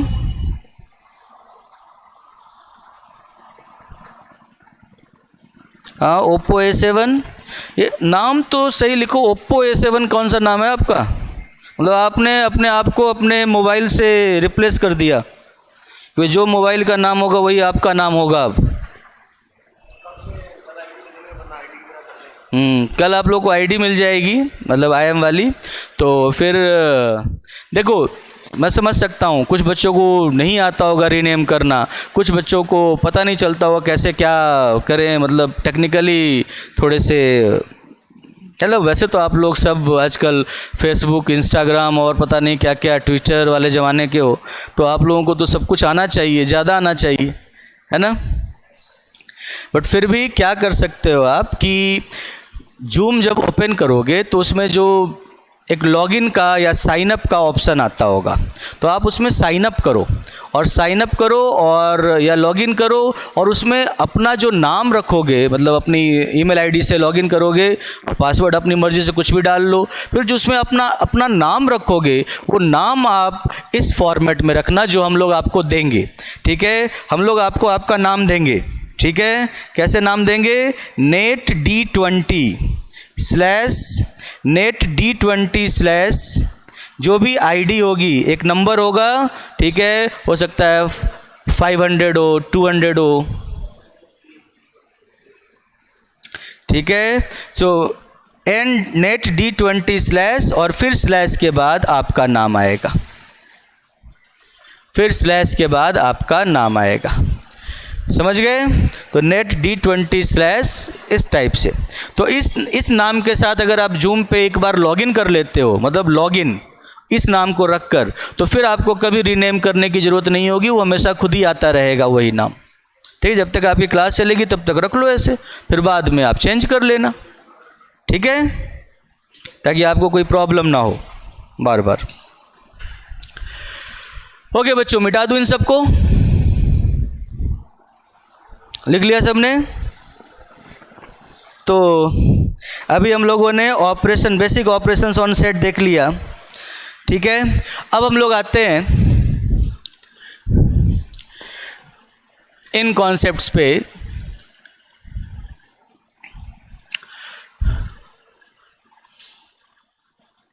Cardinality of set, cardinality of set. वैसे हम लोगों ने कार्डिनलिटी ऑफ सेट को यूज भी बहुत किया है और जानते भी हैं कि कार्डिनलिटी मतलब सेट में कितने एलिमेंट्स हैं। तो जो कार्डिनलिटी होती है वो number of elements of set होते हैं। बट मैं कह रहा हूँ कि हम लोगों ने यूज किया इसे, जैसे मैंने कहा कि सेट में अगर n एलिमेंट्स है तो उसके पावर सेट में 2n एलिमेंट्स होते हैं। मतलब अगर सेट की कार्डिनलिटी n है तो उसके पावर सेट की कार्डिनलिटी 2n होगी। तो ये सारी चीज़ें हम लोग ऑलरेडी यूज कर चुके, बस उसे फॉर्मली डिफाइन कर रहे हैं यहाँ पे। Okay, so cardinality of a set या ऐसे लिख लो, द नंबर ऑफ एलिमेंट्स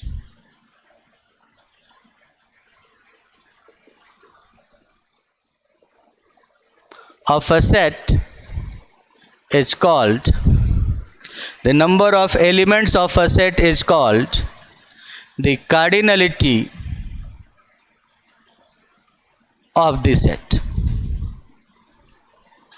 उसे हम लोग उस सेट की कार्डिनलिटी कहते हैं। ठीक है, आपने जानते ही हो, इसे कोई बड़ी बात नहीं है ये।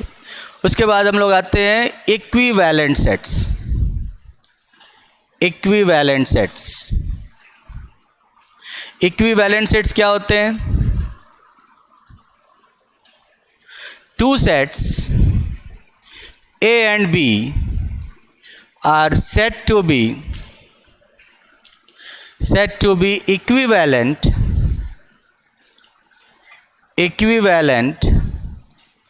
if they have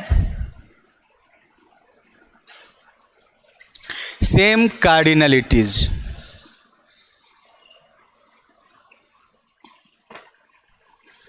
Two sets A and B are said to be equivalent if they have same cardinalities। अगर उन दोनों सेट्स की कार्डिनलिटी सेम हो तो दोनों सेट इक्विवेलेंट सेट होंगे। For example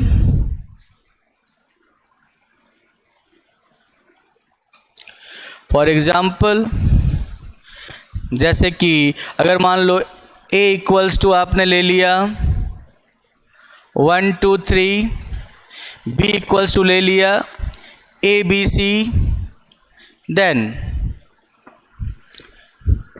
A and B are equivalent।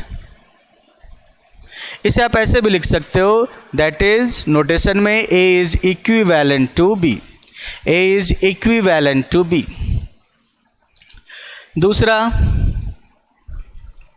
दूसरा और तीसरा एग्जाम्पल जो मैं दूंगा उसमें आप अभी मत पूछना कि कैसे होगा, मैं आपको जब काउंटेबल अनकाउंटेबल पढ़ाऊंगा तो मैं आपको बता दूंगा कि ये कैसे होगा। ठीक है, क्योंकि वो काउंटेबल अनकाउंटेबल के कॉन्सेप्ट में आ जाएगा। सो A इक्वल्स टू आपने मान लो ले लिया Z and B equals to Q are equivalent sets. Z और Q दोनों की कार्डिनलिटी सेम होती है तो दोनों इक्विवेलेंट सेट्स होते हैं। ठीक है, क्यों होती है, कैसे होती है, ये हम लोग काउंटेबल अनकाउंटेबल में पढ़ेंगे। इसी यूनिट में आएगा काउंटेबल अनकाउंटेबल, कल ही आ जाए शायद या परसों आ जाए शायद, लेकिन आएगा। A equals to Z, B equals to Q। फिर A इक्वल्स टू जो अभी आपने सेट लिया था, कौन सा सेट लिया था? x belongs to R such that x square minus 3x plus 2 is less than 0 and B equals to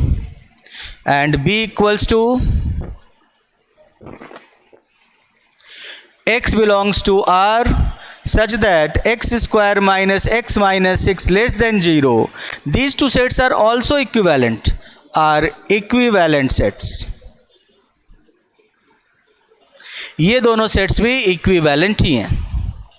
ठीक है, ये दोनों सेट्स भी इक्विवेलेंट हैं। एक में आपको कौन सा इंटरवल मिला था? Open interval 1 to 2। एक में मिला था आपको ओपन इंटरवल -2 to 3।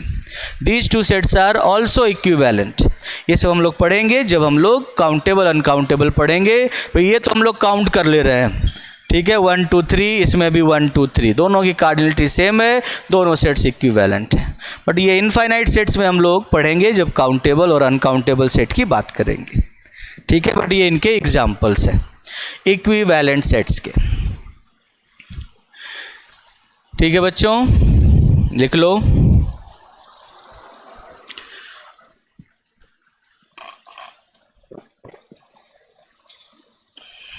ओके, अब आगे देखते हैं। देखो इक्वल सेट्स आपने देखा था कि अगर ए बी का सबसेट हो जाए और बी ए का सबसेट हो जाए तो दोनों सेट्स इक्वल होते हैं। तो equal sets are always equivalent sets. Equal sets are always equivalent sets, but equivalent sets need not be equal, but equivalent sets need not be equal. जो equivalent sets हैं उनका इक्वल होना कोई ज़रूरी नहीं है। सो समझ गए, इक्वल सेट्स हैं तो हमेशा इक्विवेलेंट हो गए। देखो ये तीन सेट्स हैं ए बी, ये तीन जो एग्जाम्पल हैं, तीनों एग्जाम्पल में जो दोनों सेट्स हैं ये दोनों इक्विवेलेंट हैं, बट इक्वल इनमें कोई नहीं, इक्वल इनमें कोई सिंगल भी नहीं है।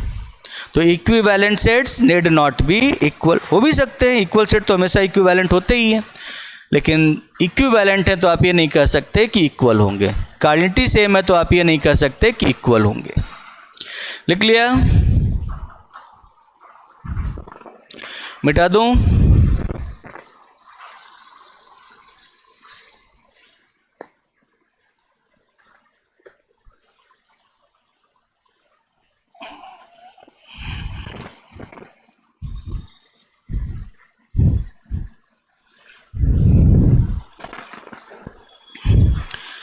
अब कुछ सेट्स की बेसिक प्रॉपर्टीज बस लिख लो।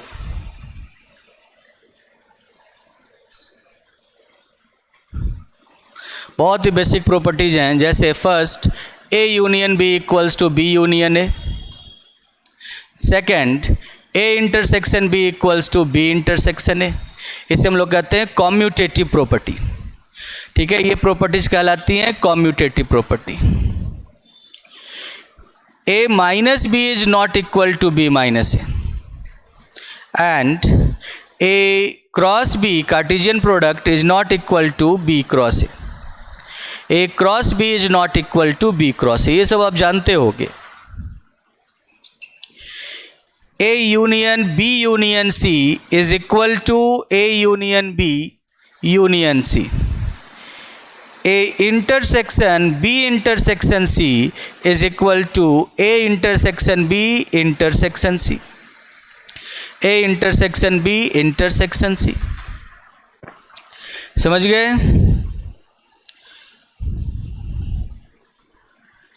अच्छा, एक प्रॉपर्टी तो मैंने लिखा ही नहीं, वो लिख लो कि A symmetric difference B is equal to B symmetric difference A. A minus B union B minus A कहो या B minus A union A minus B कहो, एक ही बात।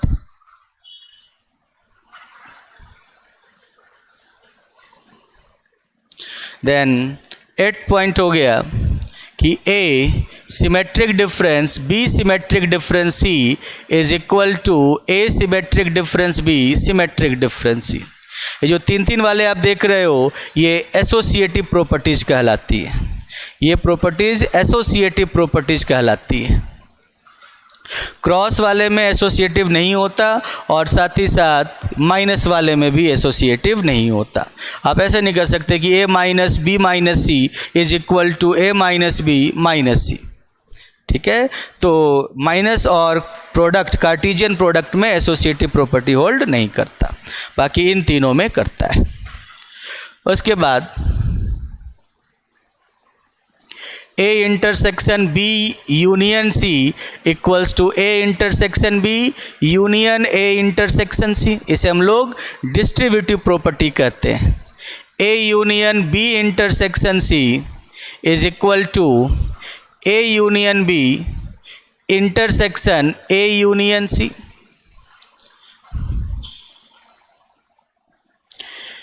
ए intersection B symmetric difference C is equal to A intersection B symmetric difference A intersection C. A union B symmetric difference C is not equal to A union B symmetric difference A union C. Symmetric difference distributed होता है intersection के साथ, union के साथ distributed नहीं होता। या आप कह सकते हो intersection is distributed on symmetric difference but union is not distributed on symmetric difference.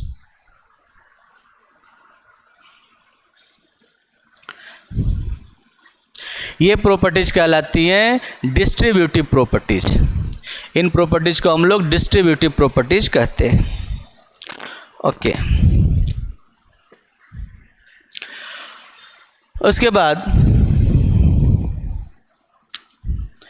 ये सब आप जानते हो कि ए यूनियन बी या A intersection B is always subset of A intersection B is subset of B.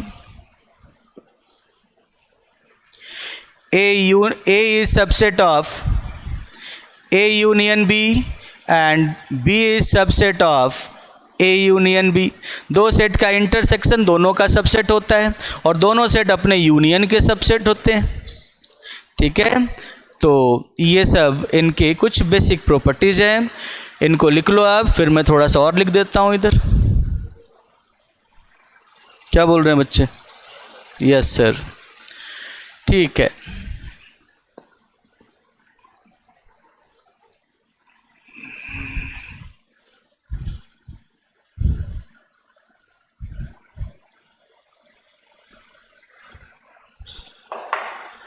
अब और कुछ पॉइंट्स देख लो, जैसे if A is subset of B then cardinality of A is less than और equal to cardinality of B। अगर A B का subset है तो A की कार्डिनलिटी हमेशा लेस देन और equal to cardinality of B होगी।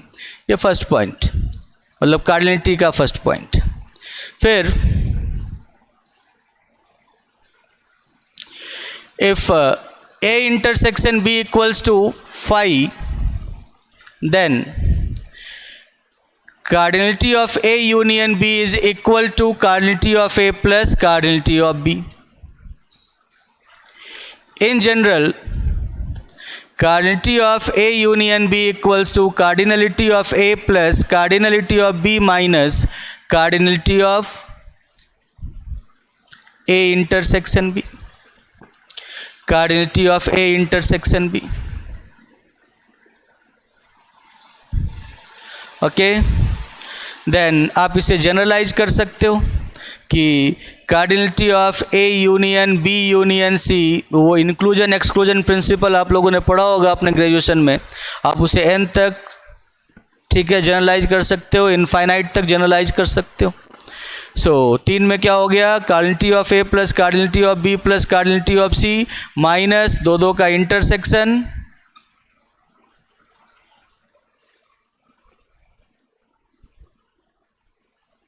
Plus A intersection B intersection C की कार्डिनलिटी।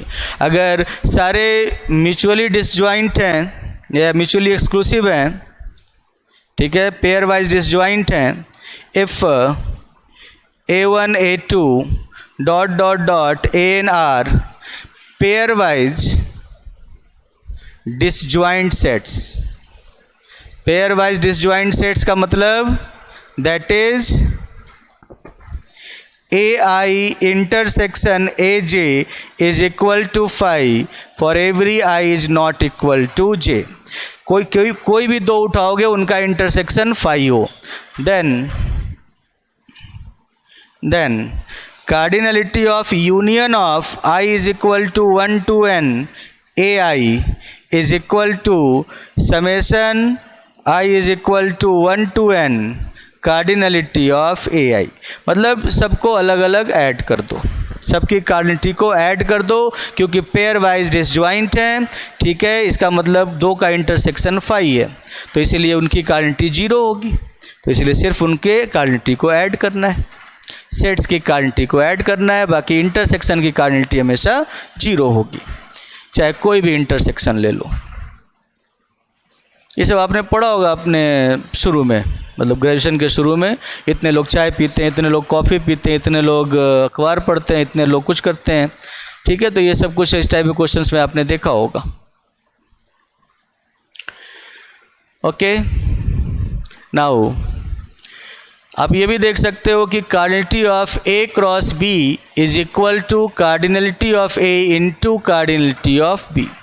ए क्रॉस बी की कार्डिनलिटी ए और बी की कार्डिनलिटी के प्रोडक्ट के बराबर होता है।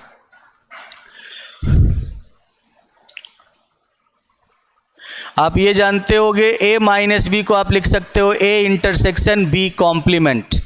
ए माइनस बी को आप ए इंटरसेक्शन बी कॉम्प्लीमेंट, क्योंकि ए के ऐसे एलिमेंट जो बी में ना हो, मतलब ए के ऐसे एलिमेंट जो बी के कॉम्प्लीमेंट में हो, और जो दोनों में आ गए ए के ऐसे एलिमेंट जो बी के कॉम्प्लीमेंट में भी हो, मतलब ए इंटरसेक्शन बी कॉम्प्लीमेंट। तो ए माइनस बी को आप लिख सकते हो ए इंटरसेक्शन बी कॉम्प्लीमेंट। और एक लॉ होता है डिमॉर्गन्स लॉ, आप लोगों ने नाम सुना ही होगा। ए यूनियन बी का complement equals to A complement intersection B complement, and A intersection B का complement equals to A complement union B complement. ठीक है, इन दोनों 22nd और 23rd को हम लोग डिमॉर्गन्स लॉ कहते हैं। बड़ा ही इंपॉर्टेंट लॉ होता है डिमॉर्गन्स लॉ या डिमॉर्गन्स रूल। समझ गए बच्चों? तो ये सब कुछ एक फॉर्मूले हैं जो या बेसिक हैं, आप सब कुछ अपने सेट थ्योरी में जानते ही होंगे, इनको कुछ ज़्यादा डिटेल में करवाने की ज़रूरत नहीं है। हाँ, किसी बच्चे को अगर कुछ नहीं समझ में आया हो तो पूछ सकते हो कि हाँ सर ये समझ, लेकिन टाइम हो गया, कल पूछना, कल पढ़ लो आप इसे एक बार, फिर उसके बाद कल पूछना अगर समझ में ना आया हो तो, है ना बच्चों? तो थोड़ी देर के बाद, थोड़ी देर का 15 मिनट का ब्रेक ले लो, 10 बज रहे हैं अभी, तो 10:15 में हम लोग फिर से मिलते हैं, उसमें हम लोग अलजेब्रा पढ़ेंगे। ठीक है? Okay students.